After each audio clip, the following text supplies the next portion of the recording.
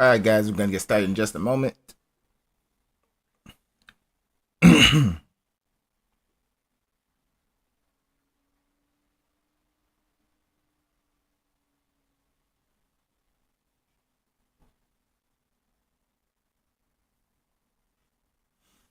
Checking everything, making sure all the settings are good. But yeah, they look good.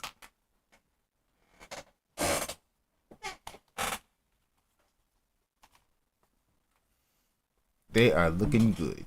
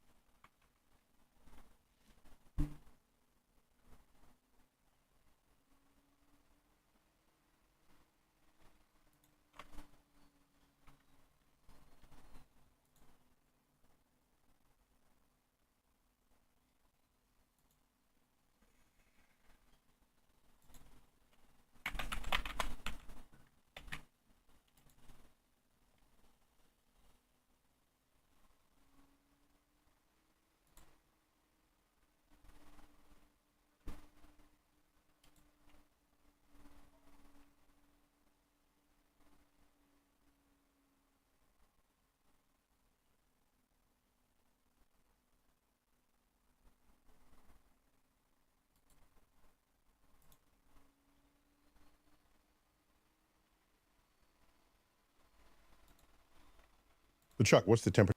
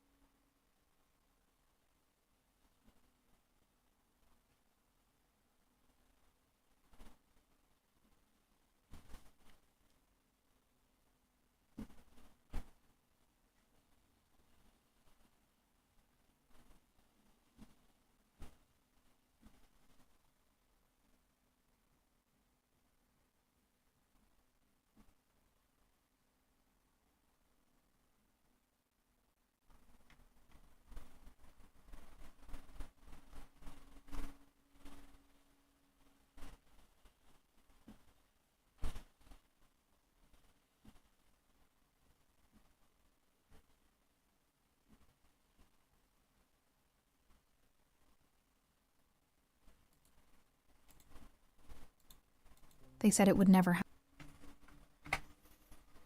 All right, there we go. I'm not going to be up too long today. It's going to be like 2 hour stream. We're going to get into this. We got a couple of reactions to do, and then we're going to wrap it up after that. But I will be back tomorrow to stream around the same time. I'm going to try to start streaming around 10 a.m. every day, but we're going to see how this works out. All right, guys, so we're about to get into our first reaction of the day. Gonna get into some casual geographic. So, got my drink.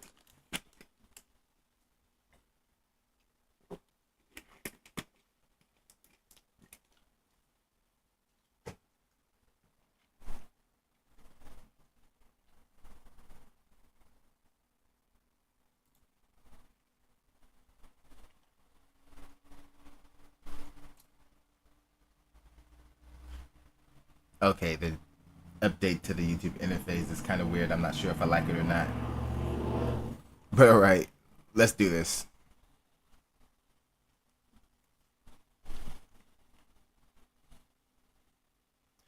Hey. I have no idea how to say that long name. Impers. I don't know. It's too much. It's too much, too long. Anyway, welcome to the chat. Welcome to the stream. We're about to get into these reactions. Let's go ahead and get started now.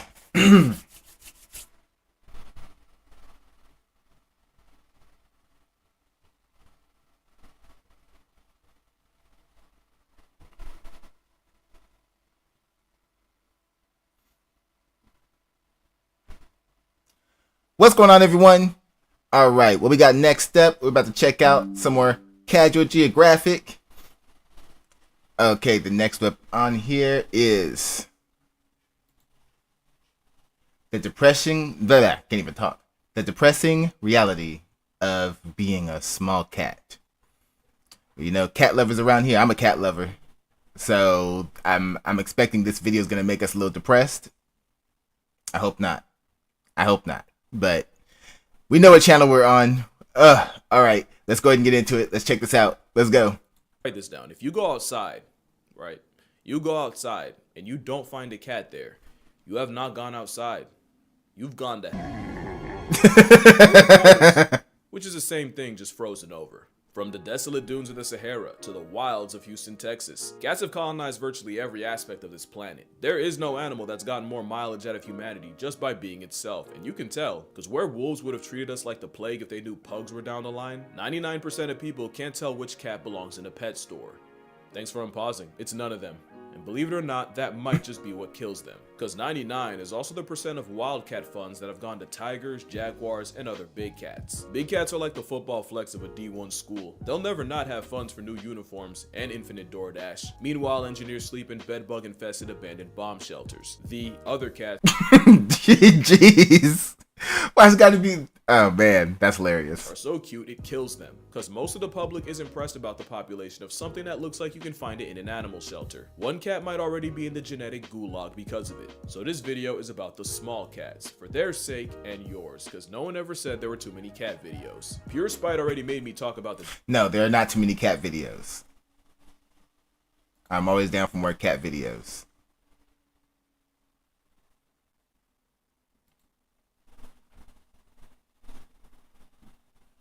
difference, but the short version is big cats are cats that can roar. Somehow snow leopards slid by.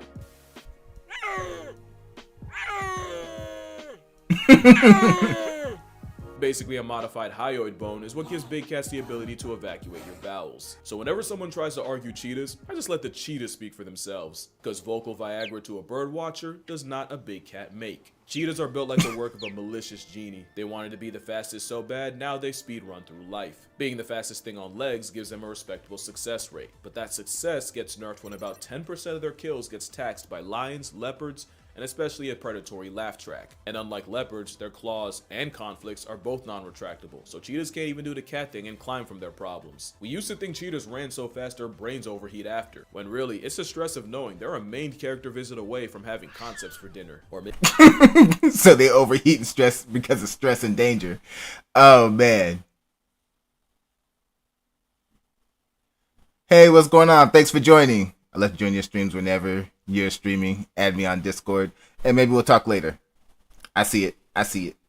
Maybe it's the anxiety of their last hookup possibly being a blood relative, since the spotted doormat survived not one, but two major bottleneck events, largely by keeping it in the family royal style, which is why the current cheetah gene pool is more like a puddle, and not even yeast is that inbred. Cheetahs are so... Yo, that's wild. Not even yeast. Oh man. Cheetah's always getting roasted on this channel. I like always getting roasted. Which is why the current cheetah gene pool is more like a puddle, and not even yeast is that inbred. Cheetahs are so anxious that many in zoos have emotional support dogs to serve as role models for the high-strung balls of evolutionary apprehension. Basically, seeing their dog stay calm helps keep the cheetahs chill, and even gives them the confidence to do things like make more cheetahs. But as easy as it is to dunk on cheetahs, it's really not their fault. Being faster than the speed of light has a ceiling when you live in darkness. And the cheetah is essentially an overgrown high-speed house cat in the shadow of lions and leopards. But cheetahs do get props for fully committing to speed with the aforementioned non-retractable claws, ridiculous lung capacity, a flexible spine that makes the scoliosis in mind scream, and even a built-in tail rudder for steering that honestly looks like antelope aimbot. Plus, they'll always have my respect as arguably the most underappreciated single mothers in nature, especially since male cheetahs often reject paternity to go run with the boys, with males forming coalitions to hunt and travel in. So while I don't approve of exotic pets in like any form, if there's one predator begging to go the way of the wolf, I'd have to vote for the Ferrari feline. The serval, I mean, especially if they're naturally adapting to it. Like the fact that cheetahs being the largest small cat, and we have tons and tons of footage of them just trying to acclimate to us. It's just like how small cats. I believe that cheetahs want to become house pets. And so they're just a few evolutionary steps away from getting there. Right now, they just seem a little too big and a little too wild, but they're getting there. They're getting there. took what the cheetah did for speed, but for jumping. The serval's been called the Frankencat for looking like it was assembled at a lost and found. They got ears so big that I probably could convince you. I have never seen this cat before. I'm back this up. What did he call this? Feline. The serval took what the cheetah did for speed, The serval. but for jumping. I've never seen this The serval's been cat. called the Frankencat for looking like it was assembled at a lost and found. Yeah, They got ears Frankencat's so right. big that I probably could convince you that this isn't a filter. Each ear can rotate 180 degrees independently, and wearing a Mickey Mouse headset means they can pinpoint the proverbial needle in the less than proverbial haystack. But it also means they file a noise complaint every time someone thinks for themselves. I wrote like 9 more ear jokes, but surely he's heard them all before. Besides, it's far more freaky that servals have the longest legs relative to body size of any cat. And once you see it, like anti-fascists, you'll never not see it. It's what gives servals many call video game bounce, as they can leap up to 12 feet in the air. But it also makes the ones that come in all black look like a cryptid. They're one of the most efficient cat hunters, with a success rate of about 50%. They're also efficient at conflict resolution. When 2 males get into a territory dispute, they'll aggressively emote while they'll size each other up while placing a paw on the rival's chest. It usually doesn't escalate to violence, just a stare-off where the winner stays standing and the loser eventually retreats. How to figure out who is who? So basically, they have a debate. I was just thinking about this video right here, this clip he's about to show. As soon as he was talking about putting their paw on their chest and trying to get them to calm down, that was the first thing I thought of was this video. But why his ears is nowhere near as big as the other cat? That's why I was confused. I was like, why is that one other one's ears so big? I guess, I don't know. I hope they didn't do anything like clip the ears down or something. I hate it when people like try to alter how the animal looks just to make it look cuter or more manageable. I hope that's not the case here. Is beyond me, and if you bring one into your home, expect de-escalation aimed at your cat. Many don't stop at if, with folks mixing a serval and a domestic together to make a savannah cat. Not unlike the pug, I can't say I approve of them as a concept, but I guess it's better than people playing house with an actual wild serval. Doing it with a non-domesticated nope makes even less sense. I've seen many videos of a caracal in someone's house, but not one where he seemed happy about it. The caracal is also called the desert lynx, but let's be I'm not sure. I'm on the fence about that one, the caracal, because they hiss all the time, but they hiss for every reason. I don't know. Have y'all seen the one with the where he has like the house cat best friend, and he hisses at everyone in the house, but at the same time he lets them pet them and wants to curl up next to them and hiss at them the entire time. I was like, maybe that's just their way of communicating. Is it just hissing just for the sake of hissing? Because I don't know. The ones I've seen, they were hissing when they were happy and being loved and stuff. So I'm like, I'm confused on these. I don't know when they're mad or when they're happy. We all know them as Floppa, named appropriately after their ears. It's still up for debate what's the actual purpose of the pigtails. Some say it's to mimic insects and therefore catfish hunting birds, or to blend into the surrounding tall grass. But the theory I'm going with is having graduation tassels on the ears is for nonverbal communication with other caracals, where they can sidestep or invite social interaction with just a swipe of an ear. Because whenever you see something questionable in nature, the safe bet is to assume somehow baby making's involved. They have 20 muscles in those ears, and like a serval, can move them around to eavesdrop on prey like a satellite. Caracals are the coyotes of cats. I mean, it could be for communication. I wouldn't be surprised about that, especially with most cats that communicate through body language anyway. They communicate with us with sound because they understand that their high-pitched meow, we love it, we think it's cute. So they understand that much. But cats, with other cats, it's mostly body language. Mostly. They do make sounds. They do like have their own little language, but it's mostly body language. So I couldn't believe the idea that their ears might be another form of communication. Cats. Against a bigger cat, they're cooked. But turns out, caracals are much better at city living than them. With Cape leopards getting 404'd by humans, the caracal has become the apex predator of the Cape Peninsula. Shout out to Cape Town. Which is a big problem for one particular bird. The caracal also has turbo thrusters for legs, and the sky lynx jumps high enough to be a hazard to flying birds. So the worst thing you can do is show them one that can't fly. Caracal's movement to urban has also introduced them to colonies of Cape Town penguins in the thousands. It's like a fat kid in a cake store, and they act accordingly. One caracal managed to spend a year in the colony as a fugitive, murking an estimated 260 penguins before eventually getting caught. This literal hissy fit is an accomplished predator, and for some reason, a popular pet. But the tsundere is it's like cats know. They're like humans. They like us as pets. Act accordingly. This is what we're gonna do. might be the New Yorkers of cats that communicate in aggression even when they're calm. But like the serval, the caracal is better as an air toll to birds than an ouch on your couch. If the serval and caracal have a lot in common, it's because they share lineage, and they also share it with the African golden cat, a cat very few people have ever seen. They're found only in the rainforests of Central and West Africa, and they look like a caracal nature tried redrawing strictly from memory. The lynx left behind is one of the least studied cats on Earth, and not for a lack of trying. Leila Bahaeldin spent 4 years attempting to find an African golden cat, and in total she found one. By accident.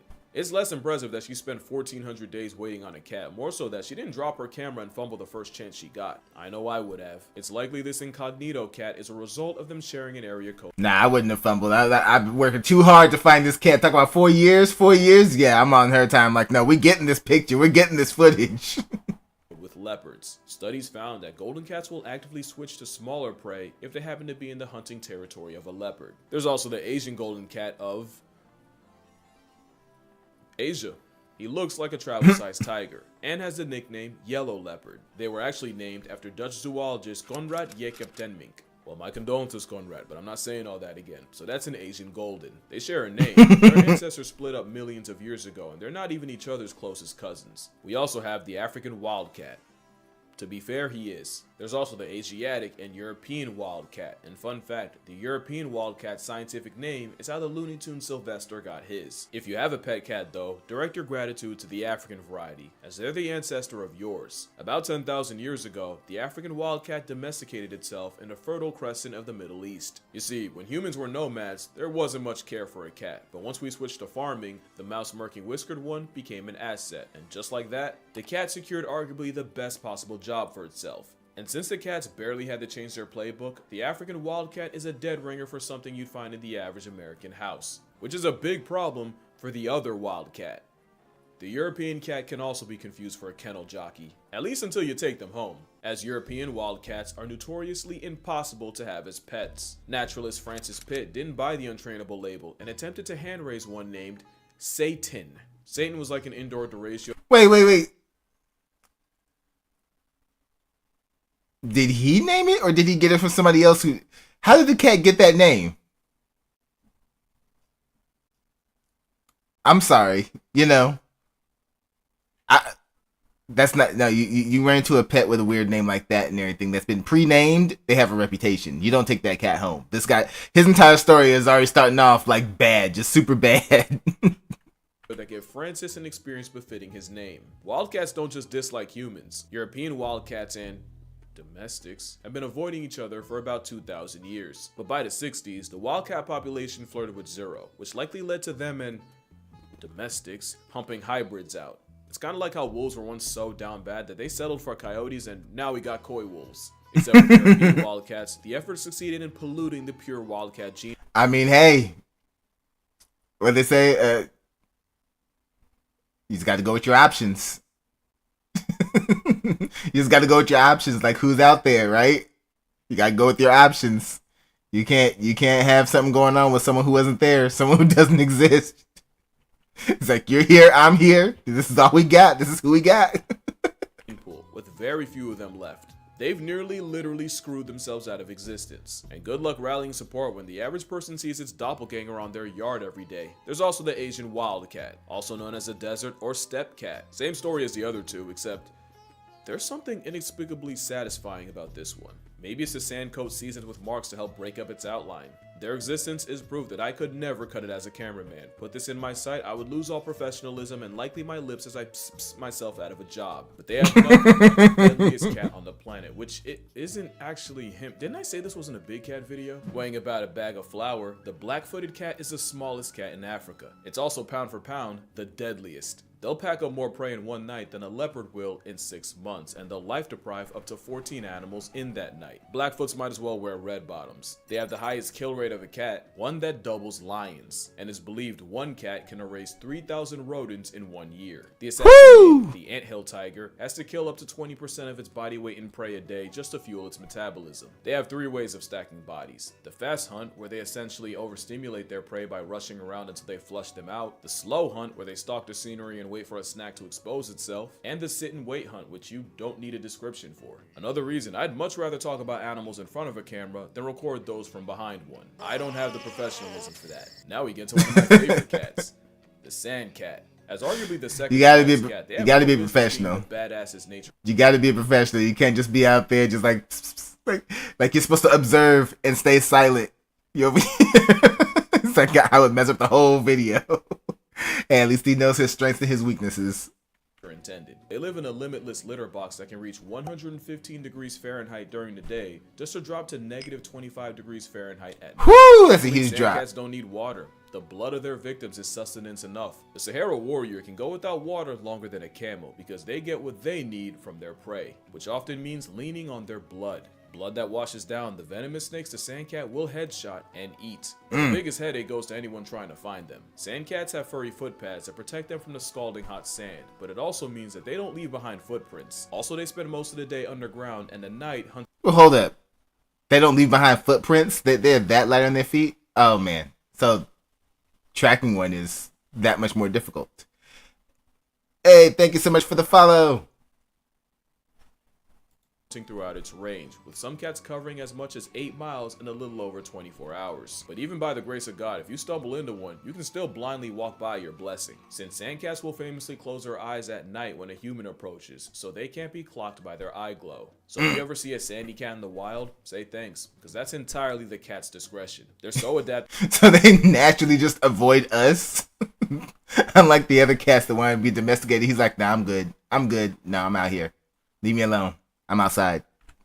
Ever see a sandy cat in the wild? Say thanks, because that's entirely the cat's discretion. They're so adapted to live in the most unlivable place ever, they actually struggle when you take them out the trenches. The same respiratory system designed for Satan's sandbox is prone to infection outside the desert. You wouldn't want one in your house anyway, since sandcats primarily communicate through golden showers, and if you know about desert animals, the smell of their urine would have them kicked out. Still one of I don't think it matters the type of animal.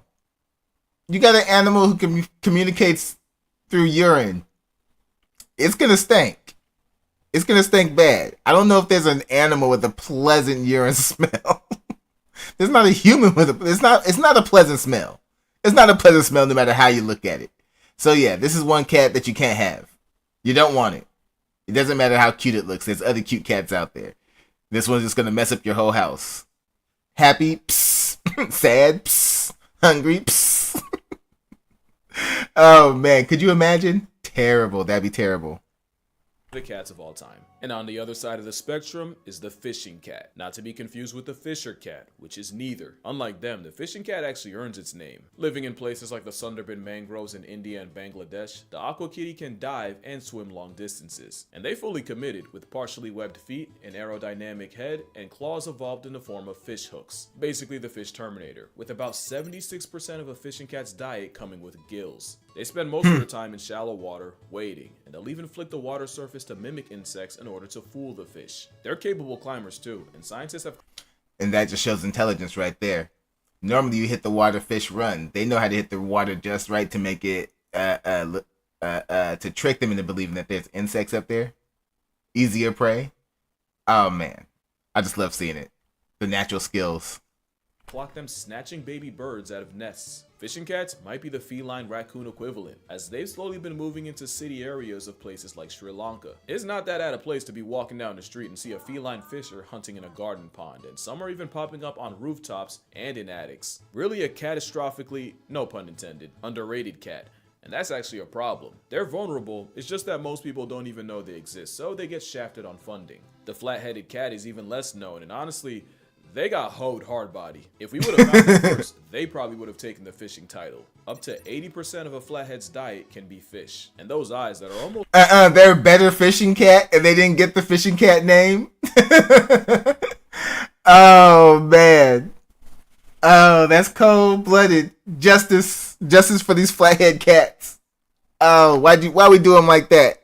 the fishing title. Up to 80% of a flathead's diet can be fish, and those eyes that are almost uncomfortably close together give it perfect binocular fish flatlining vision. Dog, even their toes are more webbed than the alleged fishing cat. But this auburn... Oh, they got shafted. They got shafted terribly. I'd be like, take it to court. They deserve the fishing title. We need to change the names. What's going on here? Aquatic got stuck with flat-headed. Yeah, no, I'd be mad too. Maybe if they had a cuter name, more people would care about the fact they're likely Southeast Asia's most endangered cat, with less than 2,500 left in the wild. Not like the leopard cat. They're privileged enough to have two flavors, the Sunda leopard cat and the mainland leopard cat. In fact, they're the most widespread wildcat in Asia, found from India all the way to North Korea and China. Also, shout out India. They got the most types of wildcats in their country, with a record of 15. The leopard cat is also a swimmer and has been known to colonize islands. Disgusting greed. In fact, there's a leopard cat variant that only lives on the Japanese island of Iriomote, with possibly under 100 left in existence, making it arguably the rarest wildcat. The leopard cat exists in many forms, so of course folks done turned it into a pet. The Bengal cat is the result of a leopard cat and a domestic mating. Apparently the creator's logic was if people could buy a cat that looked like a leopard cat, less people would buy the real thing. I don't know if I like that logic. I think there's enough cats. That being said, there are enough cats. We don't need to be trying to create new flavors of cats. We have plenty enough already. Let's not play. Let's play around with evolution. I don't like when people do that, because next you know we come out with something that wreaks havoc. You don't want to combine the wrong type of cat. You never know. Quit playing around with it. Just let it happen naturally. bro got that shit on. The Borneo Bay cat has a familiar situation, but instead of Iriomote, the only place you'll hypothetically find them is in Borneo. Hypothetically, because the Bay cat is basically a living theory. They've only been recorded less than 100 times in history, and between 1874 and 2004, only 12 Bay cat bodies have been studied. They straight up disappeared for 60 years, because after being discovered in 1856, by 1928, they seemingly fell off the face of the earth. That was until someone pulled up to the Natural History Museum in Sarawak in 1992 with a half-dead Bay cat. Since then, we haven't learned much. We really don't know how they hunt, what exactly they hunt, how they raise their kids, how they make their kids, or even what their niche is. There's few existing videos of this ghost of a cat. This is the best quality pic you're gonna get from a cat that dipped on reality for 6 decades like Captain America. The jungle cat is another one named out of misunderstanding. That's interesting too when you think about certain cats that seem to just stay away from us for whatever reason. And yet we have all these other cats who self-domesticated. Like, we didn't make them do it. They showed up. It's interesting when you think about that. Like, cats are just such a huge wide range. So many that are so different, you know? And for this one to just clearly avoid us, to not like anything, it's like they don't like to deal with anything outside their own species. Prejudice cats. There's like, you're not one of us? No, go away. But I just find that interesting. Like, it's probably just, you know, fear, and I just want to be safe and stuff like that. They're just wary of other creatures. So it makes you wonder if one day it will be possible. Would the right person who crosses by be able to put them on the road for domestication? Or are they just going to continue to be ghosts, only coming out or only being spotted once every few decades? Standing or spite, since they live almost anywhere except the jungle. Also called the reed or swamp cat. You'll find them on the hunt in tall grasses, swamps, reed beds, dry open forests, but never a jungle, of course. Where they're an all-around athletic flex of a Furby. They can air snatch birds, climb trees, catch fish, and have even been clocked swimming up to a mile. They usually grief mice and fowl, but will also pack up cobras, and sometimes even gazelle. In the country of 1,000 cats, jungle cats are the most common one in India. And just remember, you're more likely to find one on a university campus in Bangladesh than anywhere near a jungle. Now, what do you know about the marbled cat? It's a pint-sized monkey of a cat, somewhere in the forest shadowed by the Himalayas, where the marbled cat has been found as high as 12,500 feet, or almost 17 Golden Gate Bridge towers above sea level. It's another one of those cats you only ever run into by accident, since the marble cat spends almost its entire life in the trees, moving like a 1.5-foot predatory spider cat, where they likely inflict all manners of PTSD on the primates they prey on. Ironically, the less than 10-pound marble cat almost stole itself a spot with the big cats, with them once considered panthers. And now, we get to one of my favorite cats of all time. Look at this dude. The clouded leopard is like a cat forgotten by time, an animated mosaic and living relic from an era long left behind. The clouded leopard is considered the missing link between big cats and not big cats, mostly because, like cheetahs, they talk themselves out of the big cat spot.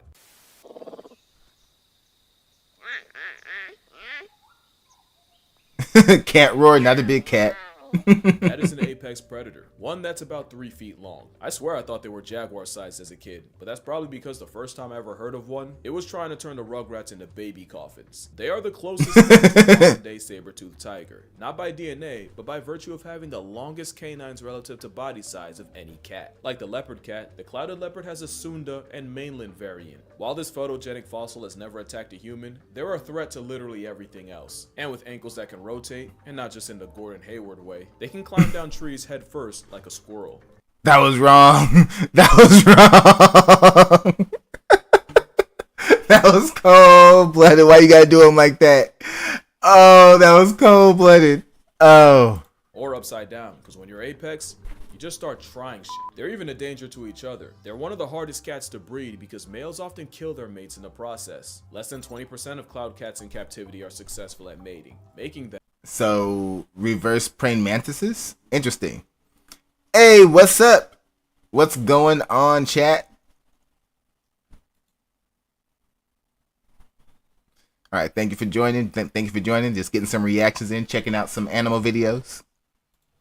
the panda of cats. But if you were expected to drop trowel and make a beast with 2 backs with a complete stranger in a room full of voyeurs, you'd be less than cooperative too. It doesn't matter the size or the looks they serve, a cat of any kind is a savage to its core. And look no further than this guy. The rusty spotted cat is called the hummingbird of cats, and they're another one that could spawn in a pet store and no one would blink. That is until it murks everyone else. The rusty spotted is a highly skilled assassin that'll pounce on prey from the trees, and I really wish I had footage of that. 19th century T.C. Gurdon kept a paperweight predator as a pet that earned his respect by hunting the squirrels in his house. The cat earned a little more when T.C. caught it attempting to choke out a gazelle by clamping on its neck, and the cat had to be physically removed from the now surely traumatized gazelle. That doesn't mean that this cat would get my credentials confiscated if I ever had to film one. I wouldn't have that problem with this one though. Not because he's not cute, but because he looks terminally unenthused by life and I don't want to add to it. The palace cat, also called a manul, is in a perpetual state of ain't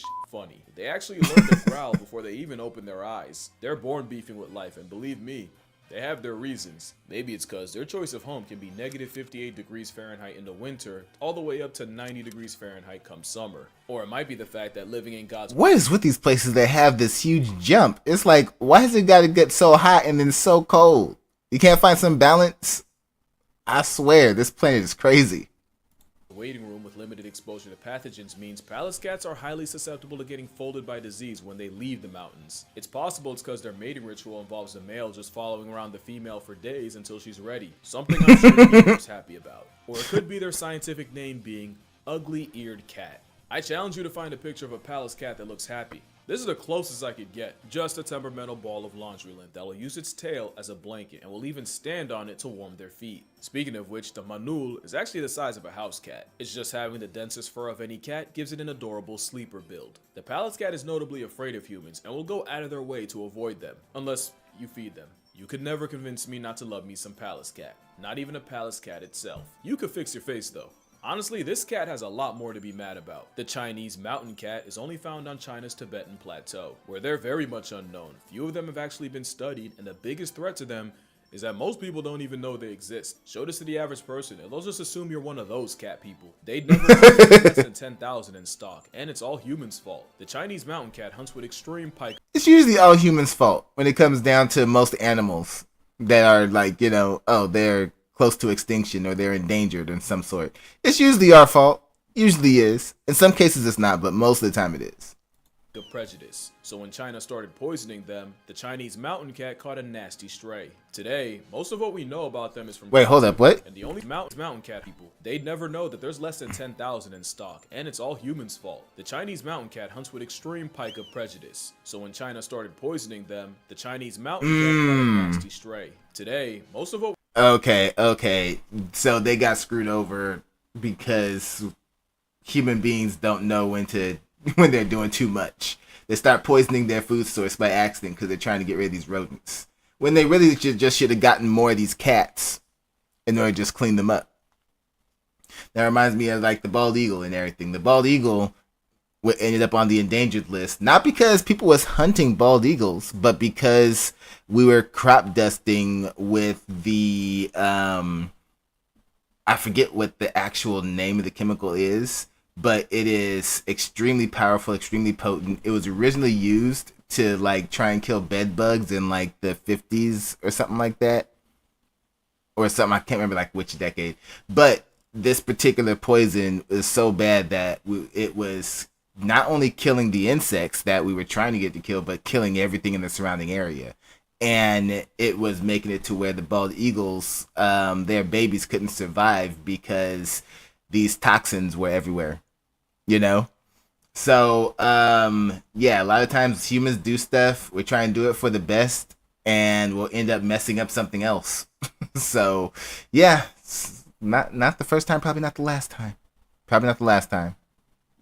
we know about them is from captivity, and the only time we ever seem to find them is by accident. In 2018, Hong Shangshi of the Shangshi Conservation Center was studying black-necked cranes when she randomly made eye contact with a shiny Pokemon of cats, which means someone probably spent years searching for him just to get shown up by a glorified bird watcher. But if that was the most cat thing a cat could do. The biggest problem with being this cat is no matter how endangered you are, your death will never hit as hard as an elephant's or a panda's. Just be glad you got to see this one. There's no missing a cougar though. One, because it's a small cat that could mog some of the big ones. They vary in size and actually get bigger the further they get from the equator, but most males sit around 130 to 160 pounds. Some can clear 200, and in 1979, a hunter brought down one weighing 276 pounds. Cougars also have the most extensive range of any American animal, and a prey base of about 500. Garfield on steroids is liable to murk moose in the Yukon, and rodeo ride guanacos in Chile. Cougars are the CrossFit freaks of cats. This is how it shows that cats are crazy. Look at this. Hold up. The Yukon and rodeo ride It's on him like, yo, how big is that compared to you? You don't care, he hungry.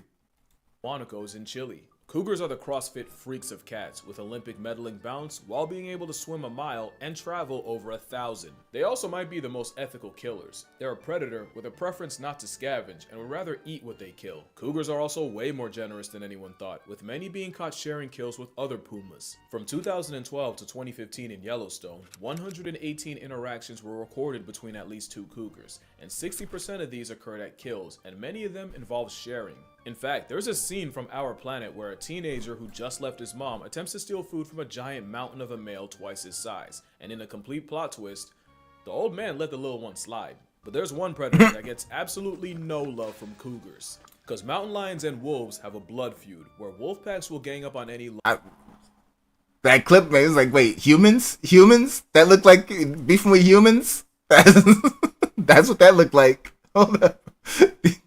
Why are you gonna say one thing but show another? The old man let the little one slide. But there's one predator that gets absolutely no love from cougars. But yeah, there are different cats that are social like that. So don't be too surprised when you see it.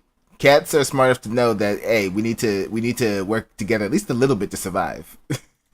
Because mountain lions and wolves have a blood feud, where wolf packs will gang up on any lone lions, but one-on-one, mountain lions commit first degree on a wolf. But recently, there's been more of a trend of mountain lions stalking, jumping, and murking wolves on sight. Since 2013, cougars have been responsible for 30% of documented wolf deaths.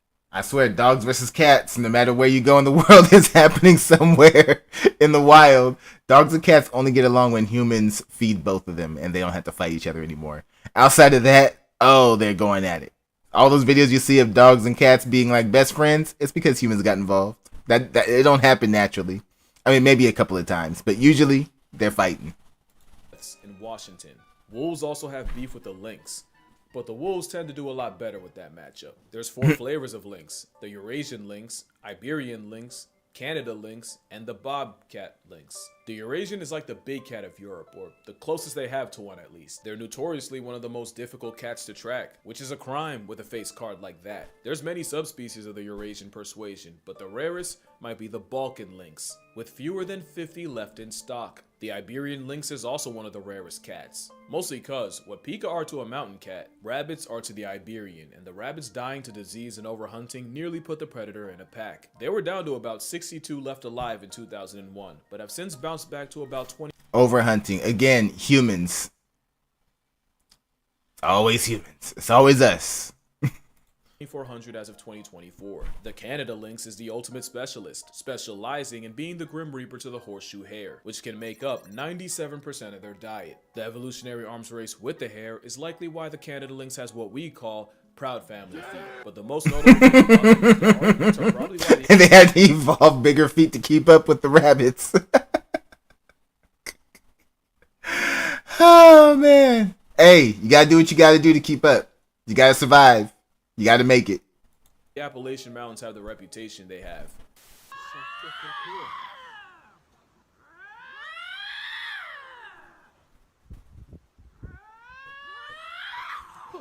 Then there's the body. That just looked like the same feuds you see with cats in the city and everything, where they in their face going at it until they finally go at it, fight each other for a minute, then stop and go back to just talking trash to each other again. For real, this is straight up just how you see cats in the city, man. When you they beefing with each other. Arguments are probably why the Appalachian Mountains have the reputation they have.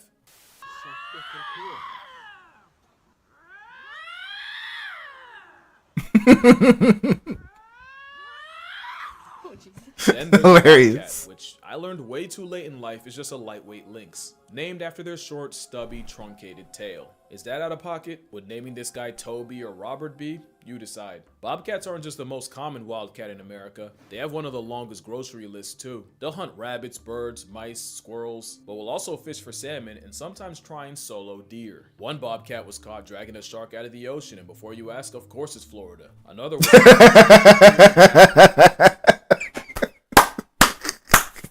Of course it's Florida.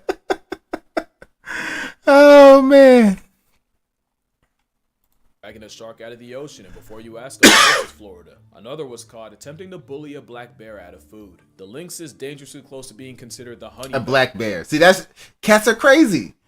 You see the videos of cats slapping things like 10 times their size. They don't care. They don't care. They are writers. They don't care. Badger of cats. They're just a castration claim away. You know, I almost forgot to mention, the cougar also shares distant lineage with the cheetah, but its closest relative is, this is a jaguarundi, or dark jaguar, even though it looks like a self-hating weasel. I feel bad for them. Because their ranges overlap, they're definitely aware of cougars, and knowing that's what your closest cousins got blessed with is like evolutionary rage bait. It's like the bush dogs. Just remarkably unserious. The jaguarundi moves like an animal that should only exist in black and white film, but being built like an identity crisis otter actually helps them hunt without being put on a shirt themselves. The fur slinky's able to slip through dense undergrowth while avoiding other cats, which they're really good at. In fact, they coined the phrase, the ocelot effect, which means if you see an ocelot, you know you won't find a jaguarundi, because the former bullies them into hiding. But apparently the biggest threat to a jaguarundi is being mid. According to researchers, the problem is they're not the biggest cat, they're not the smallest, they're not even the biggest of the smallest, they have no spots, no stripes, they're not especially endangered, just a remarkably unremarkable cat. In fact, a lot of times they get caught on cameras when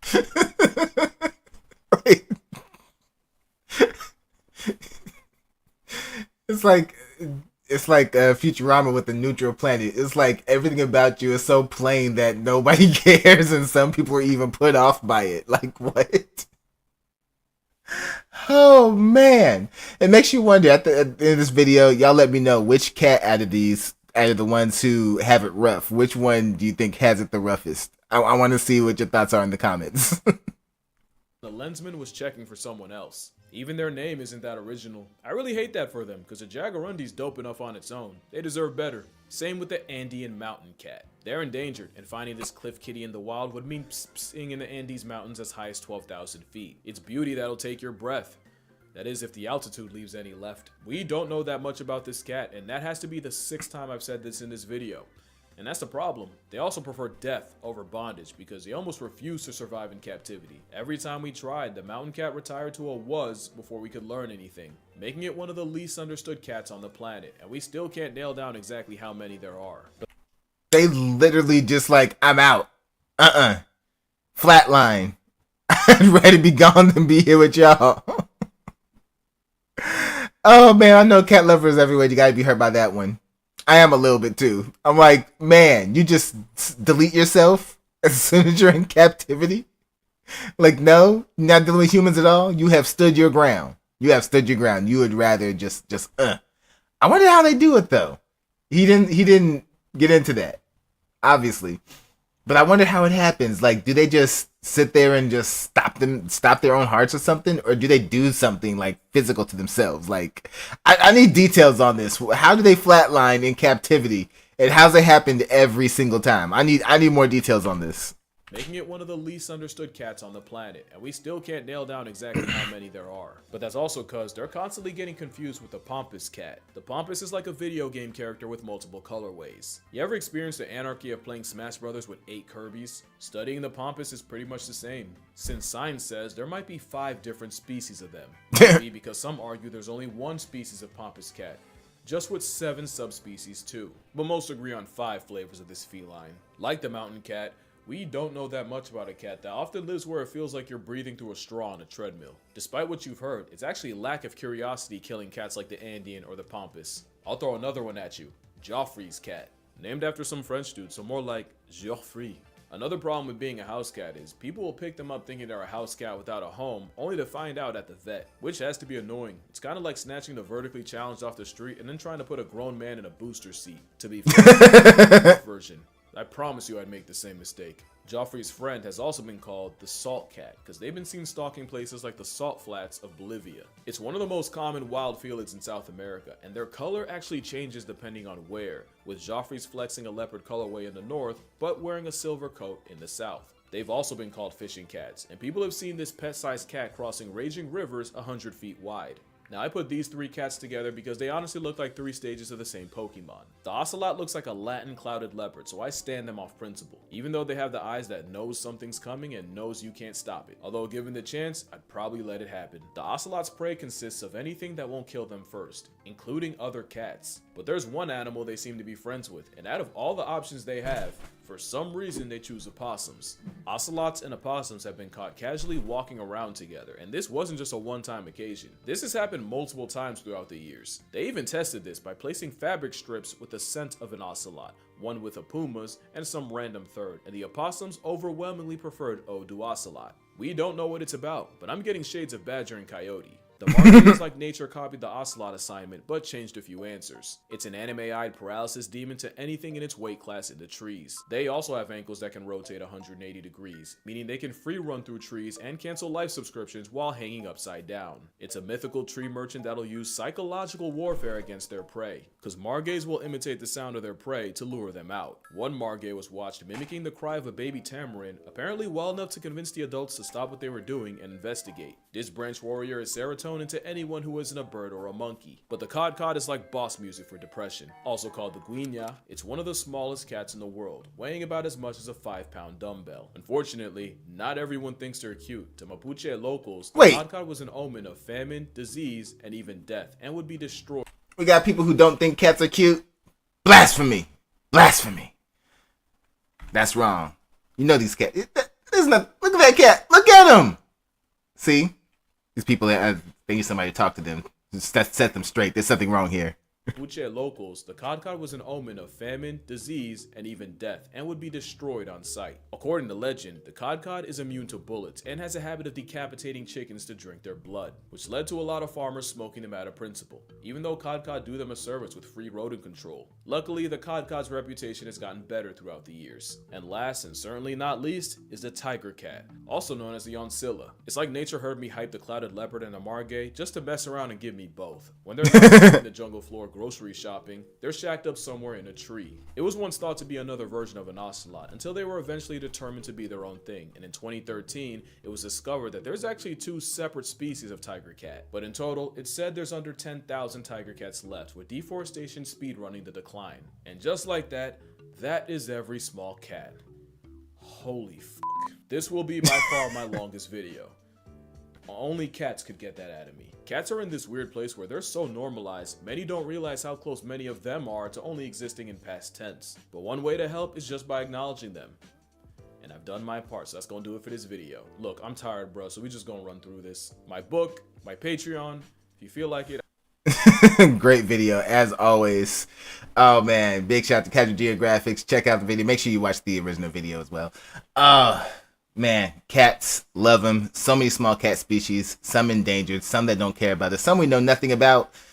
All of them giving us free work, getting rid of rodents. All of them doing great. I love cats.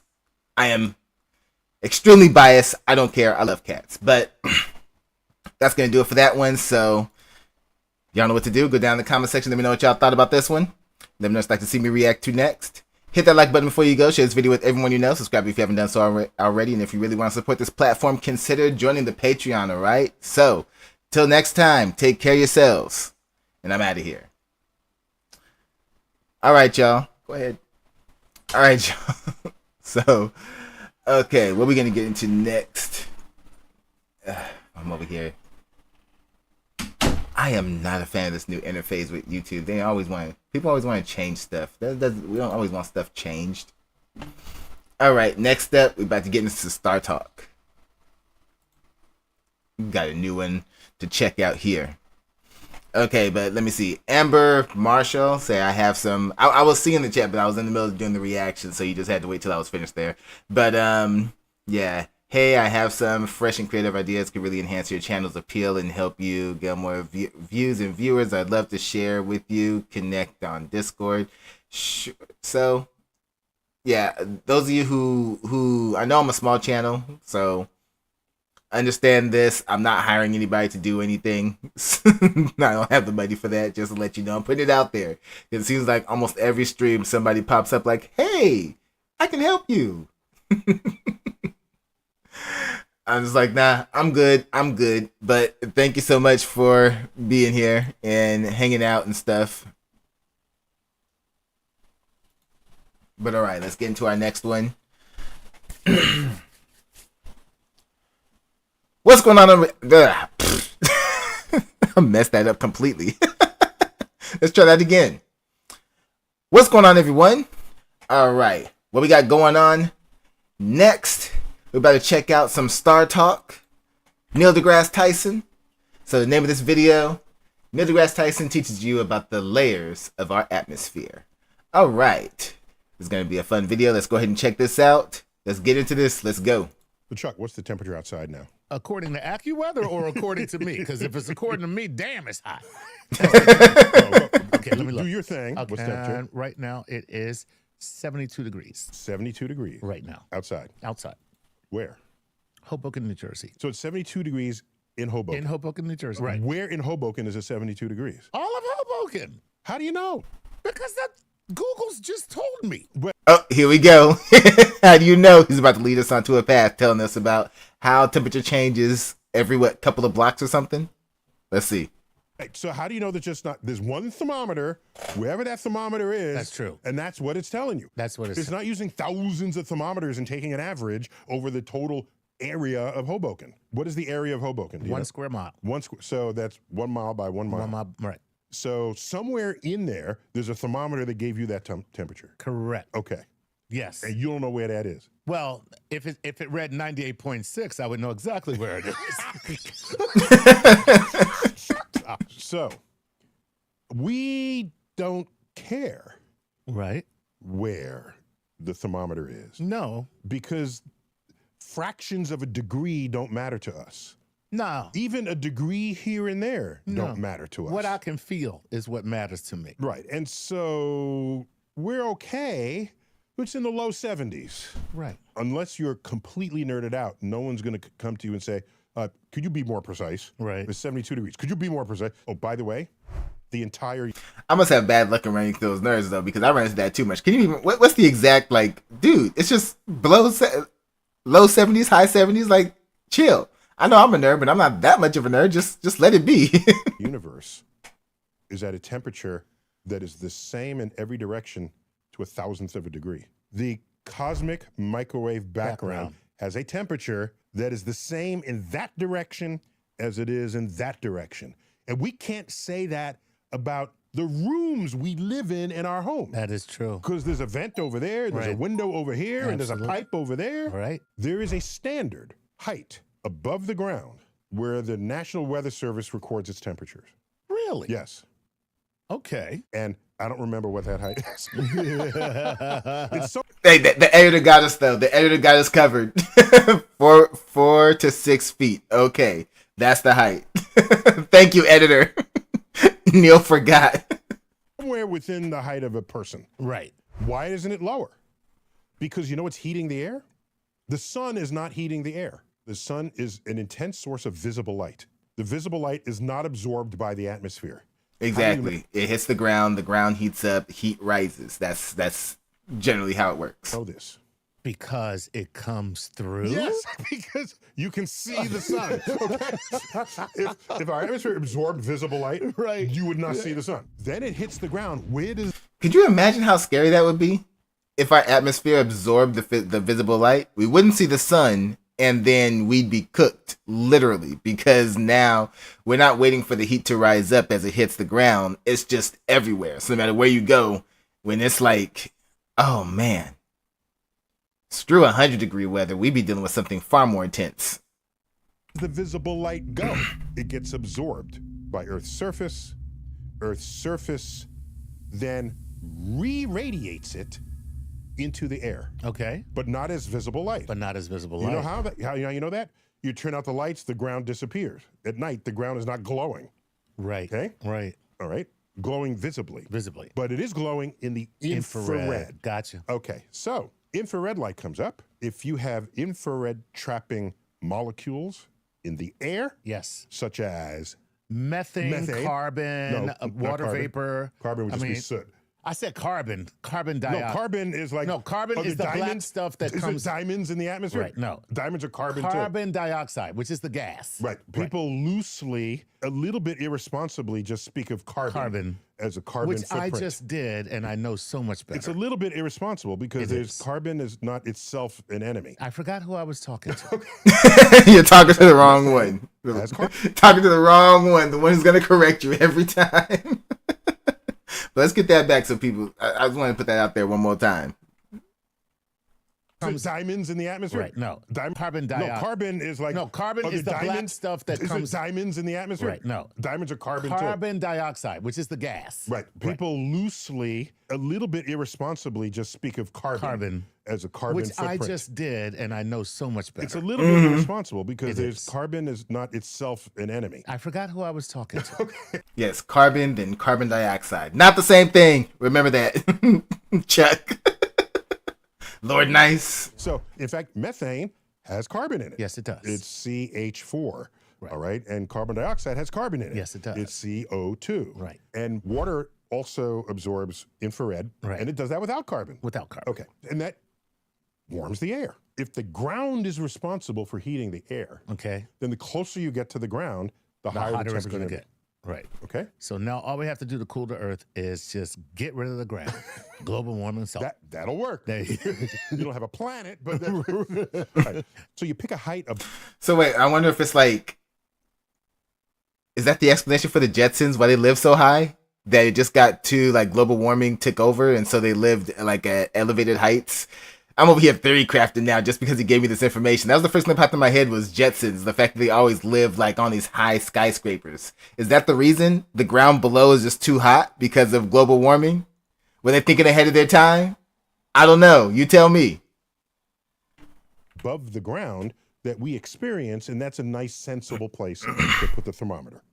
Okay? I got you. As you keep ascending, you are farther and farther away from the heat source of the atmosphere. Okay. You would then expect what to happen? Nice and cool, man. Cool. Yeah. Temperatures drop. Right. In the old days, before air conditioning, people who had the means would go to Higher elevations? higher elevations in the summertime, Oh, there you go. where it was cooler. Hey, we're headed to our place in the mountains.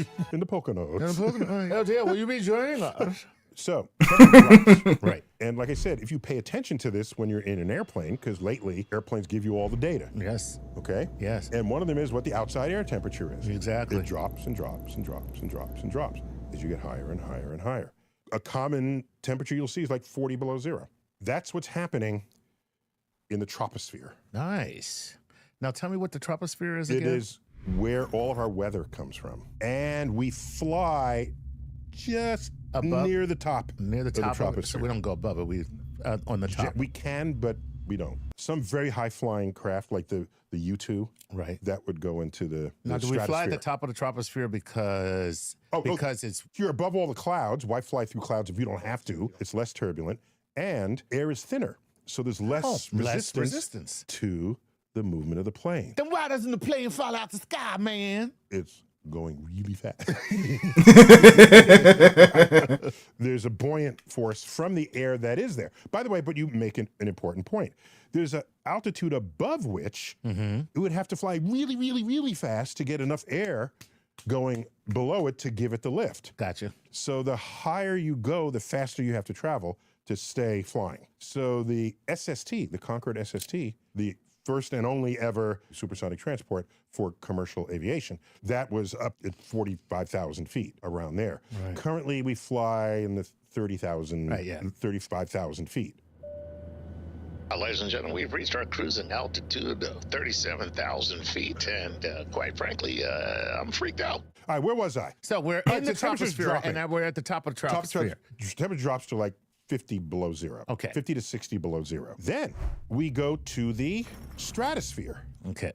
Something interesting happens in the stratosphere. Go ahead. That's where a molecule of oxygen has 3 atoms instead of the normal 2. The O3 molecule, Okay. turns out, sees ultraviolet light and it absorbs it, takes it out of action. Gotcha. But where does the energy go? Oh, that's so cool, though. It's very cool. That's why we're not dead. Thanks, O3. You're not dying from skin cancer, all right? Exactly. So Oh man, it just goes to show our atmosphere is the only reason why we're here. Oh man, and so that's why we quit messing with the ozone layer. I've heard the ozone layer. I've been hearing rumors about the ozone layer is like self-repairing. I need to look into that and see how much truth is actually in that one. But yeah, our natural atmosphere is what's protecting us from dying. Yes.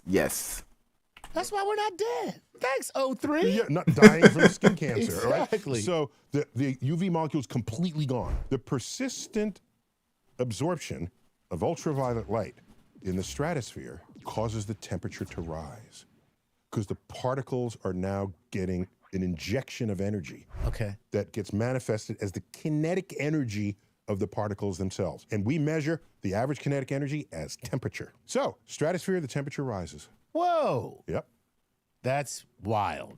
So then it starts off on the ground. If you're really thinking about it, if you had the ability to fly and everything, like say like Superman being able to just like go from the surface all the way up into space, so you would experience the heat from the ground at 6 feet, our regular temperature, and as you go up, it would get cooler, and then once you get to the stratosphere, it will start getting warmer again, and then you get to actual space where it's like cold again. That is, wow, I learned something new. I thought it just got to get colder as you went further up. So yeah, learned something new there. Stratosphere gets hot again. How hot though? I wonder how hot in comparison to how hot is that? Like is it the same? Is it hotter than the surface, or is it cooler than the surface, or is it like not so much the heat but the radiation that's bad? Like, oh man, so many questions now. Here's an interesting fact. Because the stratosphere is warmer than the troposphere, because the stratosphere is heated by the UV absorbing O3 molecule, okay, right? What happens to heated gas? It expands. It gets less dense and then rises. Okay? Yeah. What that means is the boundary between the troposphere and the stratosphere is completely stable. There is no urge for minus 60-degree air to rise. It's almost like a ceiling that is created. It is a thermodynamic ceiling above our troposphere. And that's why our weather never trickles.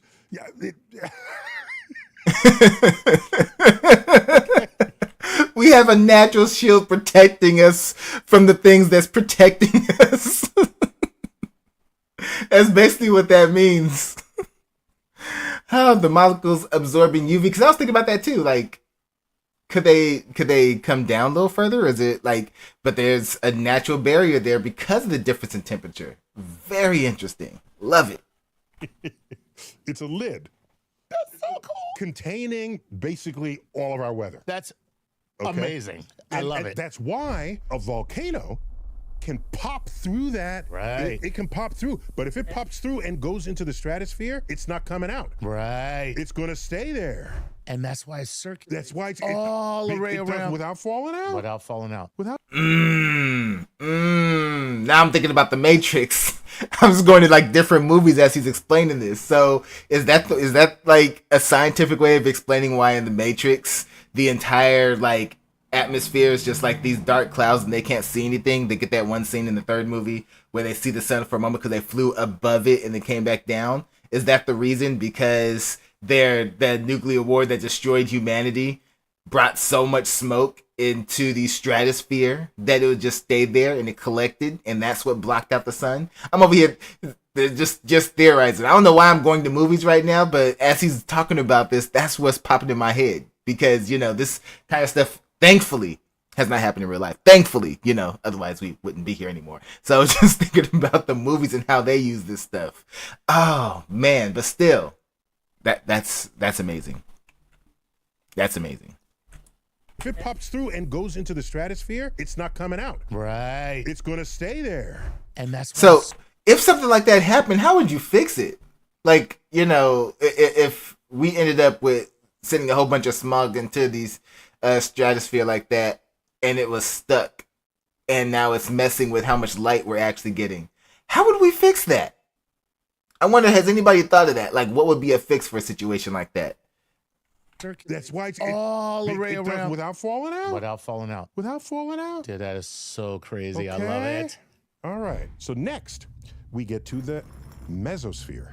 All right. I like me some mesosphere. You know why? Why? The air is way thinner now, but it's enough air to matter to interplanetary particles that the Earth plows through in its orbit. Interesting. Enough air to make some action.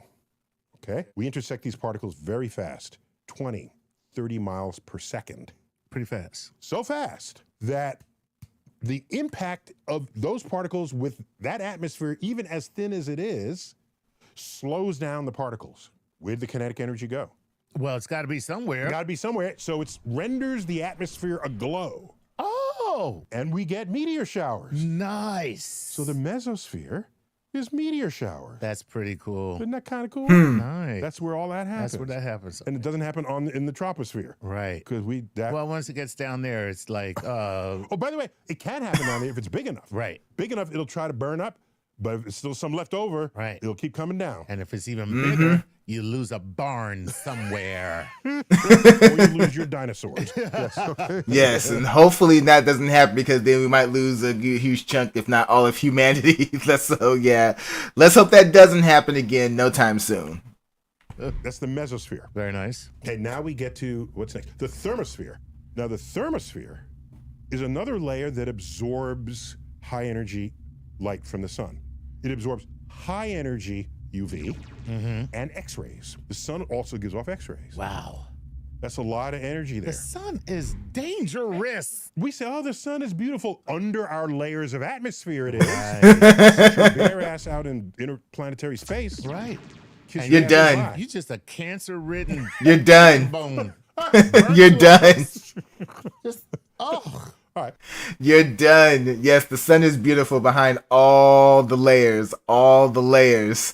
That's like basically looking at some glowing radiation and everything and looking at how beautiful it is. But hey, you gotta have on that suit though. You gotta have on that suit to protect you. You can't just walk up on it. It's like what they say in nature, the most beautiful things are the most dangerous. If it's something that's out and pretty, it might be able to kill you. And our sun is no different.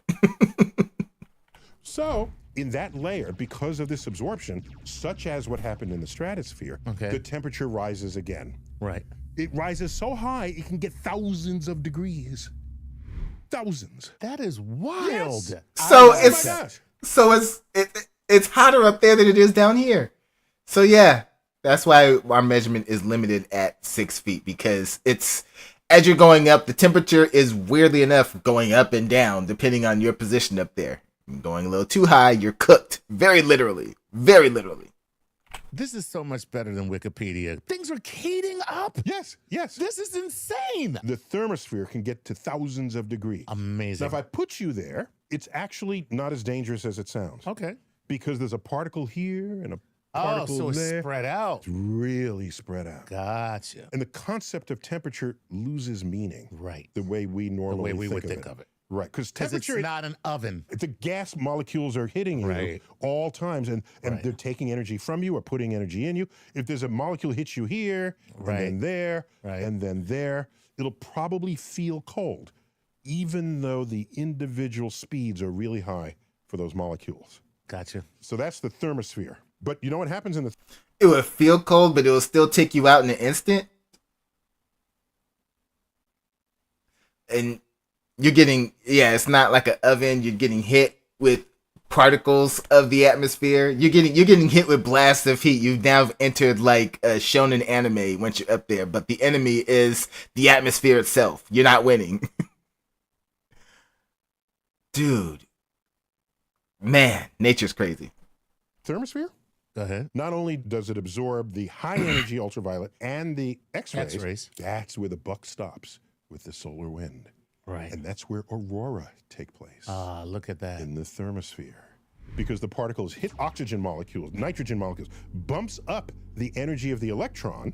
Okay. Okay, so it took the energy. The electron is sitting at a higher energy level, and then, unlike people, atoms don't like remaining excited. So they spontaneously de-excite and send visible light in these shimmering curtains into the atmosphere that we see aurora. It's beautiful. One more layer. And After the thermosphere. I shouldn't even call it a layer. Shouldn't even call it a layer.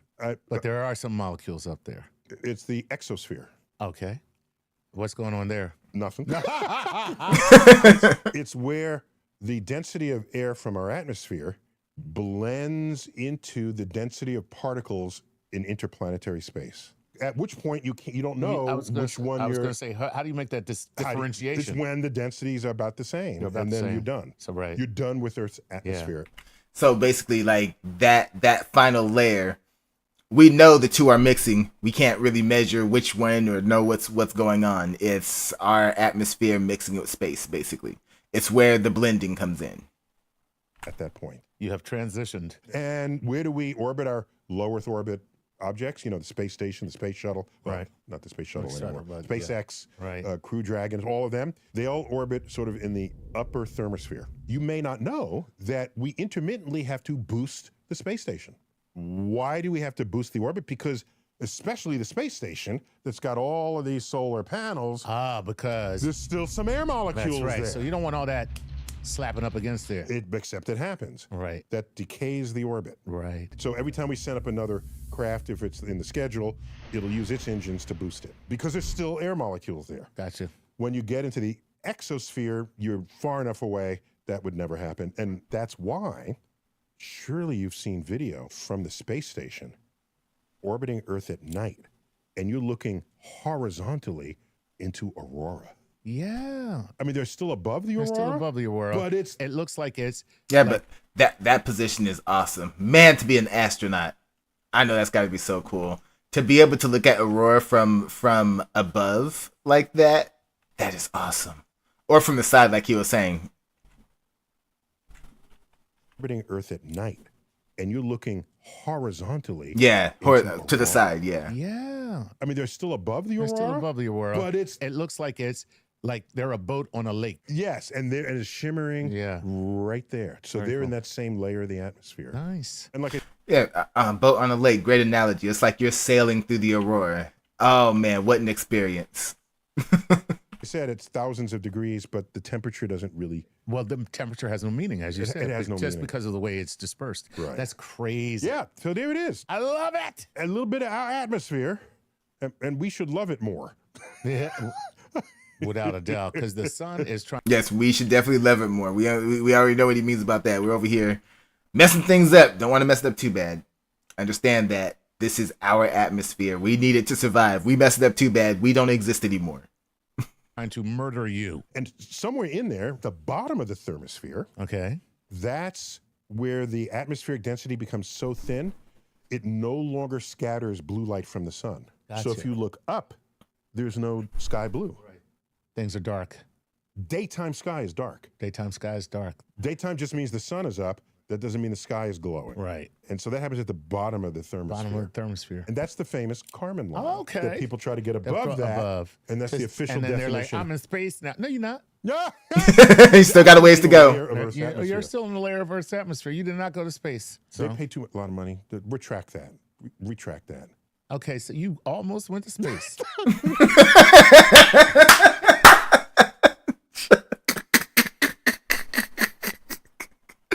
Oh man, that got me. That got me. In a layer of Earth's atmosphere. You're still in the layer of Earth's atmosphere. You did not go to space. They pay too much, a lot of money. Retract that.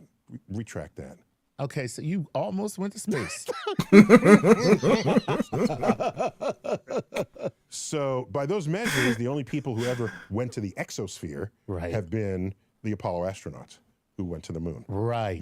Yeah, because they left Earth All right. and all molecules therein. Everybody else, you wasted your money.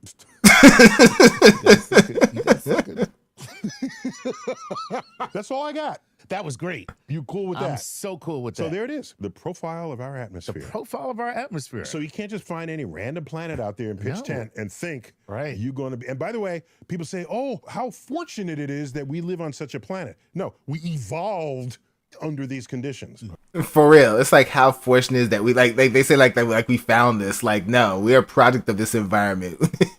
We wouldn't exist if it hadn't have hit that sweet spot and formed just the way it did.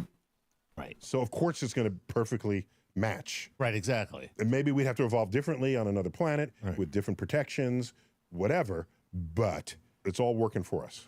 Very cool. You got it. All right, it's been another explainer. You Always a always pleasure. All right, another explainer. Great explainers, love it. And it makes you wonder, another planet. How much would we change? Because we would change. That no doubt about it. We would end up changing. Like people always talk about terraforming Mars, but at the end of the day, Mars is still a very different planet. Even if we made the atmosphere livable, we would still undergo some changes over time. And it makes you wonder, what would that be like? That's why I like watching a lot of sci-fi where they try to imagine what it would be like and draw like, instead of aliens, other like unique versions of what humans could look like. Because at the end of the day, that's what's going to happen and everything. If we ever actually get to colonize other worlds, we're going to start changing in accordance to those atmospheres and everything and how we choose to live our lives on those planets. And after a few generations and some evolution kicks in and everything, we're going to have people who look vastly different than what we look like now. But I find all that stuff fascinating. We're not there yet, so it's fun to imagine. It's fun to think about. But all right, y'all. That's it for this one. Again, another great explainer from Star Talk. Always love it. But y'all know what to do. Go down in the comment section. Let me know what y'all thought about this one. Let me just like to see me react to next. Hit that like button before you go. Share this video with everyone you know. Subscribe if you haven't done so already. And if you really want to support this platform, consider joining our Patreon, all right? So, till next time, take care of yourselves. And I'm out of here. All right, guys. I think we have time for one more reaction. If there's a request out there, let me know now. Otherwise, I'm just going to jump into it. I do have something up just to jump into. Actually, no, I don't. I lied. I don't. Nothing interesting. I'm trying to think. Let's see here.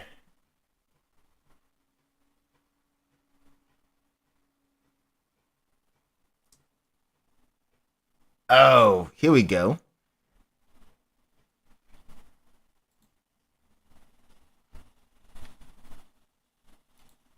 Hey, y'all remember that McDonald's Monopoly? Yeah, hang on. McDonald's Monopoly scam. The story told. Yeah. From Zevi, a dude that I really like his channel. He is really great at storytelling. So let's go ahead and do this one.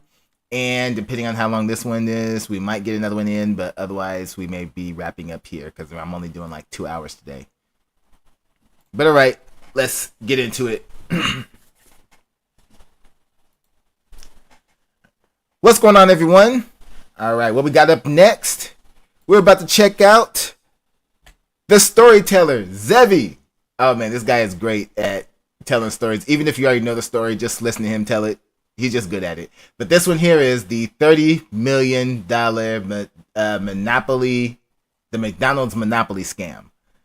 Yeah, I remember this. I remember when they was doing the contest. I knew it came out like as a scam or something like that, like when people were talking about it, but I didn't get too many details on it. So yeah, I have nothing to really add in terms of, ooh, I heard about that. Or maybe. You never know. You never know.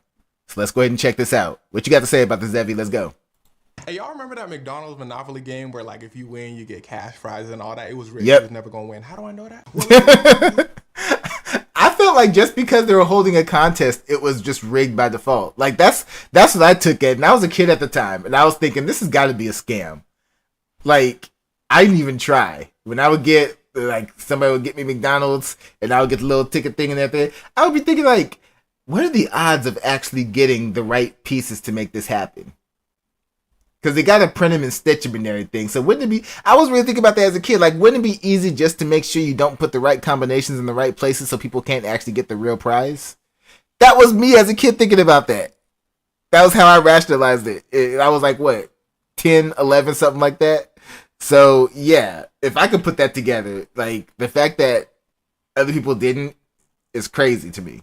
Because I was a child at the time. you to the man who rigged it, an ex-cop by the name of Uncle Jerry. That's not his real name, but you knew that. His name was Jerome Jacobson, but everybody called him Uncle Jerry. They said, hey, yo, Unc. He said, who that? They said, well, we're the Simon Marketing Agency. We heard you used to be police, so we'd like to hire you as our chief of security. You see, the Simon Marketing Agency was in charge of the Monopoly game for McDonald's. So they hired Uncle Jerry as their chief of security so he can guard the winning pieces. And Uncle Jerry was outstanding. He would follow employees to the bathroom, check their shoes, make sure there's no missing winning pieces, check everyone's bag before they went to work. At one point, he would peek over security guards and watch them type in their code like he was just joking. They'd be like, as they type in their code, he'd be like, you fired? You should not let me see that code. And that's when the Simon Marketing Agency and McDonald's had a problem. They began to trust him. They said, Jerry, you take your job seriously. He said, I know. They said, boy, you don't even smile. He said, I know. Jerry goes home. He goes to his brother-in-law. He said, big old smile. I was about to say, big old smile. Yeah, y'all trusted him too much. Too much. Oh, man. Okay. So we're getting to, I knew nothing about any of this or this person. I just knew don't think you're gonna win playing the Monopoly game. There's no winners. Never. There's never a winner. he said, what? I took one of them winning pieces from McDonald's. Them folk, trust me, I'm gonna give it to you. You give me some of the money, and then we good. His brother-in-law said, why can't you just win?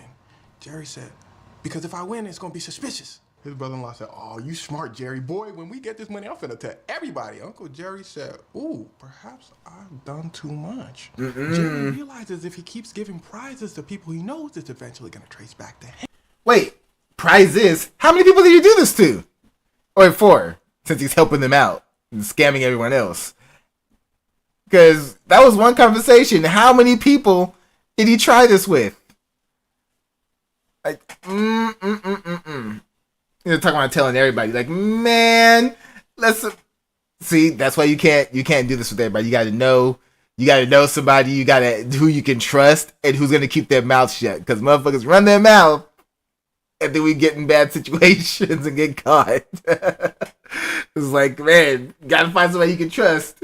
So Uncle Jerry begins to find people he trusts so they can give out the prizes for him. But those people he trusts start giving those prizes to people they know too. Not people you're close to. Never. Oh, man. Just, people are dumb. People are dumb. In fact, one of Uncle Jerry's middlemen, another dude named Jerry, starts taking the prizes his damn self. His wife said, Jerry, he said, not to be confused with Uncle Jerry. Yes, I'm the middleman, Jerry. She says, you keep getting these prizes from Uncle Jerry and then cashing them out yourself or getting your brother to cash them out. Ain't they gonna catch on to you? He said, nah, man. Dummies. All of them dummies. That's telling the story. I'm like, dummies. Like, oh, this was not a tight-knit scam. Like, nah, you guys were fumbling all over the place. They caught on. And here's where things start to get wicked. You see, at this point, the scam is huge. Uncle Jerry is passing it along to a bunch of middlemen. Those bunch of middlemen are passing it along. And that's where he messed up. You got a little too happy with it. You're over here doing this. You got a whole circle. You're doing, man, it's like you cash out one prize, let it sit for a while. You wait for a while. I'm not trying to give nobody advice. I'm just thinking I'm like the smart way to do it. The smart way to do it. Let me shut up. That would be the smart way to do it, though. You wait for a while, let some months pass, then you cash out another prize. You don't get greedy. They tried to milk McDonald's like a cow. You don't get greedy. To a bunch of other people. It's so big that one of the people talks. They call in the FBI and leave an anonymous tip. McDonald's Monopoly game, a scam. Look into these people. The FBI agent said, who this? They said, you ever heard of an anonymous tip? Hangs up. All the winners pretty much know each other. They said, oh, McDonald's scamming. They call McDonald's. They said, you scamming. McDonald's said, no. We sell our food at legitimate prices. The FBI said, no, we talking about the Monopoly game. They said, oh. McDonald's said, man, we let the Simon Marketing Agency deal with all that. We just count the racks. FBI agent said, okay, well, it's a lot of money. And McDonald's said, boy, you know who we are? You think we care about some million here, million there?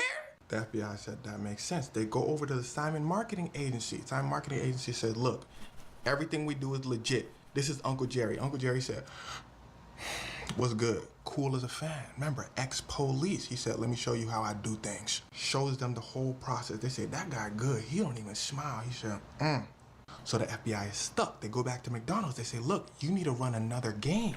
Wow, this is a rare story where the ex-cop was actually smart enough to deal with the FBI properly. Normally you hear about these cops doing wrong, and when the FBI comes into play, they over here falling apart. This guy actually knew what he was doing. That's actually impressive. We gonna catch the winners in the act. McDonald's said, do whatever you want. All we do is take money. FBI said, bet. This dude named Michael gets a ticket from Uncle Jerry. The FBI said, oh, we gonna deliver that prize personally.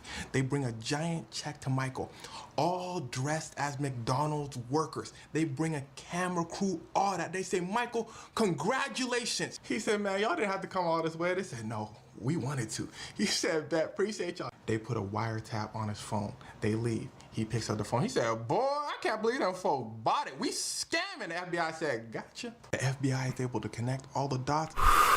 And wait, you had them all the wiretap on the phone. That means they was all up in your house. You got a little too happy. Yeah, they got you good. That means they showed up with the check. You was all happy. You brought them in. You're probably like serving them drinks and stuff and having a good old time. And then boop, on your phone, tapped it. Whoo, man. Oh, sloppy. And they keep hearing one common name, Uncle Jerry. So they bring everyone in, around 50 people, including Uncle Jerry. Uncle Jerry said, Uncle Jerry don't do no talking. Uncle Jerry ex-police. Uncle Jerry gets a lawyer.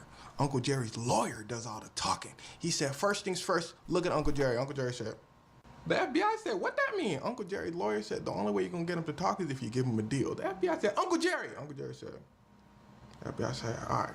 Uncle Jerry tells them the only reason he started scamming in the first place is because remember that company he worked for, Simon Marketing? He said every time they ran the numbers and a winner from Canada would win, they would run the numbers again to ensure people from the USA won, because people from the USA spend more money on fast food. Meaning the Monopoly game from McDonald's was a scam, even without Uncle Jerry. McDonald's comes in and says, objection. It was Simon Marketing. We hired them in audit. In fact, we just fired them right now and we suing them. They over here. Oh man, this going down. This going crazy. Yo, I was scamming because they was scamming. Now they're over here pointing fingers at each other. Oh man, this is crazy. This is crazy. President says suing us. We suing you. Wrongful termination. We did our job. We ain't know Uncle Jerry was doing all that. McDonald's said objection. Oh, so now they're all going at it with each other. Three-sided battle. Two companies and the cop. Two companies and a cop fighting each other over money. Judge said, McDonald's, open your ears, not your mouth. Give Simon Marketing $16 million. Shut up. Uncle Jerry, you get 3 years. That's a good amount of information. McDonald's said, hold on. You talking about the dude who stole $30 million from us? He only get 3 years? The judge said, well, he didn't technically steal $30 million. He stole about $12 million. The rest of the millions he gave to like other people, and they all free to go too. McDonald's said, they gonna run me that. That's my money. They gonna run me that. Judge said, boy, you ain't a girl, sister. Put your hand down. But everybody, give McDonald's back their money for real. About $100 a month for the rest of your life, which for all the money they stole and probably stashed away is pretty much nothing. The judge on top of that said, McDonald's, this scam ran for 12 years under your watch. People thought they were gonna win. They got scammed. You on trial. This whole fiasco was going to be... Wait, hold up. How you get scammed and then you get sued for the scam? Oh, because they found that you was running your own secret scam. Scams on scams going on here. There's layers to this. Oh, man. At the end of the day, the big corporate company, McDonald's, ends up paying the most. And the cop only got 3 years. And you know how much money he has stashed away? Only 3 years? Oh, he is probably sitting pretty right now. Oh, man. The worst look for McDonald's. The trial was set to start September 10th, 2001. Everybody was ready for the downfall of McDonald's, and then... Hold up. Are you telling... No.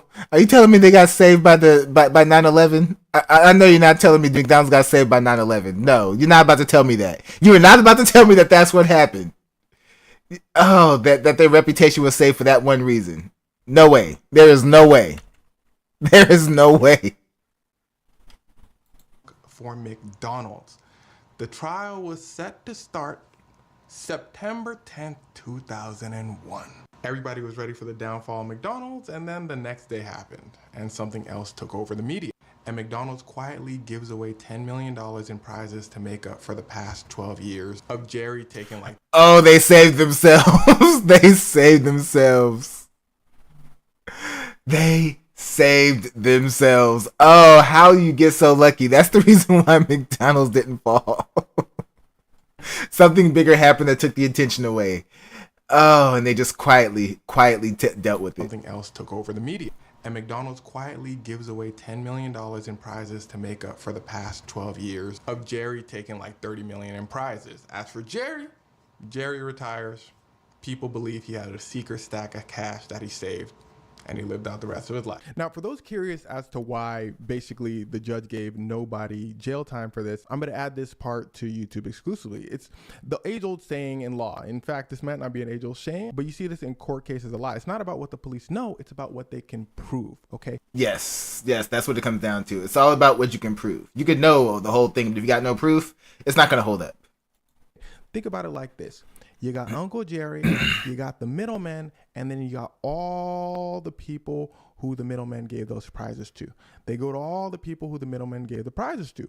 They said, I mean, somebody walked over to me, they gave me a ticket. I thought they were joking. Or they say, hey, somebody gave me a ticket. I didn't believe it. I turned it in. It's difficult to prove those lower people were part of the scam. In fact, the FBI didn't even care about those lower people. When it comes to the FBI, they're only looking for the people on top. To take things further, when the FBI went to those lower people who took the prize money, if they just came out and admitted it, the FBI wouldn't even arrest them. They say, all right, sure, whatever, and leave. The people that didn't admit it, the FBI did take them in. But again, then those people said, oh, I thought it was a joke. I didn't know nothing. They get off. The middlemen, they technically got 1 year in prison, but even that was overturned to 0 years because all these middlemen people start denying things too. I don't know this person. I don't know that. FBI said, whatever. We don't care. Uncle Jerry, we got you though. He said, no, you don't. You all got McDonald's because I'm going to give them to you. They said, okay, bet. That's someone even higher than Uncle Jerry. They said, forget all these people. Uncle Jerry, you get 3 years. McDonald's? Yeah, they're turning. Yeah, and McDonald's ain't got nobody bigger. That's what it is. McDonald's ain't got nobody bigger. So the FBI basically was like, you know what? Screw this scam. Let's go after the big dogs, the big ones. He was like, I could give y'all McDonald's. They was like, oh, we'll take that. We'll take that. Oh man. And they was the ones getting scammed in the first place. But because they was doing their own little scam, denying winners in Canada, that is messed up. Because people in Canada don't buy as much McDonald's, they don't deserve any prizes if they get one. That is cold. And because you guys were being biased, that was the one thing that screwed you guys over. You could have buried this guy for scamming you if your stuff was on the up and up. But it wasn't. And so the FBI opted to go after you instead. That is a wild turn of events right there. General came down and he was about to go wild on McDonald's. That's a big case. It's going to get your name on the papers and all that. Then again, the date turns to September 11th. It's not a big media thing. So the FBI Attorney General were like, oh my God. All right, McDonald's, just give us the... I know that Attorney General was pissed off. We was all we was all mad at 9/11 for obvious reasons. But he had an extra layer of reasons to be upset. Like, today? Now? What? Oh man, I know he was hot. That is hilarious. Bunch of money and whatever. So the FBI basically spent all that money on the investigation and one dude got 3 years.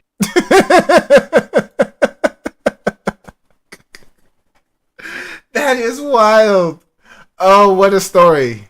What a story. Oh. Stories like that are just so interesting. Oh man. So McDonald's got them involved, got the FBI involved, just for the FBI to turn around and go after them. Oh, what a plot twist. All because, while everybody else was doing dirt around McDonald's and to McDonald's had their own dirt. McDonald's was the bigger fish. Oh, man. That was great. But, all right, y'all. Y'all know what to do. Go down in the comment section. Let me know what y'all thought about this one. Let me know what you'd like to see me react to next. Hit that like button before you go. Share this video with everyone you know. Subscribe if you haven't done so already. And if you really feel like supporting this platform, consider joining our Patreon, all right? So, till next time, take care of yourselves. And I'm out of here. All right, y'all. Yeah, that was a great one. And excuse me. And yeah, that's going to be, for real, it for today. Have some great ones in. I will be back tomorrow. I am going to start streaming Monday through Friday, 10 a.m. at least for an hour, a minimum of an hour. Well, actually, minimum max. The days I have to usually go to work, I'm only going to do an hour. The days that I'm off work, which is usually like Tuesday and Wednesday, I'm going to try to give y'all 2 to 3 hours. But it's going to start at 10 a.m. And that's what we're going to do it for now. And hopefully this schedule works out. Because, man, so much has been happening. I've been so busy trying to work out a solid schedule. But, yeah.